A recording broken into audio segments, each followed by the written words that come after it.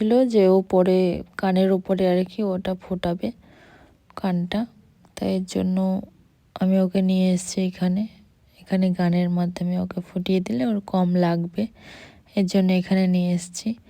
আর এর আগেও একবার সুচে কানটা ফুটিয়েছিল, তখন ও অনেকটা কষ্টও হয়েছিল, সুচে যেহেতু ফোটালে অনেকটা ব্যথা লাগে। তো এখানে ওকে যখন ফোটাচ্ছিল গান শ্যুট করছিল তখন ও বলছিল যে এটা আমার একদম লাগেইনি, কোনো ব্যথাই অনুভব হয়নি আমার, এটা ওটা বলছিল।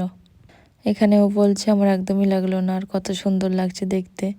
তো দু সাইডে দুটো কান ফোটানো হয়ে গেছে, ওকে ভালোই লাগছে দেখতে। ও বললো যেহেতু ওর লাগেনি, শুনেও ভালো লাগে যে একটা কান ফোটানো হয়ে গেছে তাও সত্ত্বেও ওর লাগেনি। এখানে কিছু লোশন লাগিয়ে দেওয়া হচ্ছিল, তারপরে ওকে জিজ্ঞাসা করছিল এবার জ্বলছে, ও বলছে যে হ্যাঁ একটু একটু জ্বলছে। আর এখানে আমি একটু ভিডিও করে নিলাম আয়নাতে। তারপরে ওখান থেকে বেরিয়ে আমরা এখানে লিট্টি চোখা খাওয়াতে নিয়ে এসেছি ওকে। তারপরের দিনে আমরা গেছিলাম বিশ্ব বাংলায়, ও কিছু ছবি কিছু ভিডিও করবে, এর জন্য ওই রাস্তা দিয়ে আসছিলাম বলে ওকে ভিডিও বানিয়ে দিচ্ছিলাম, ও করলো। চলো আজকে এই পর্যন্তই, আবার নেক্সট ভিডিওতে তোমাদের সঙ্গে দেখা হবে। ততক্ষণে তোমরা খুব ভালো থেকো, সুস্থ থেকো, আর আমার ভিডিওগুলো কেমন লাগছে অবশ্যই জানিও।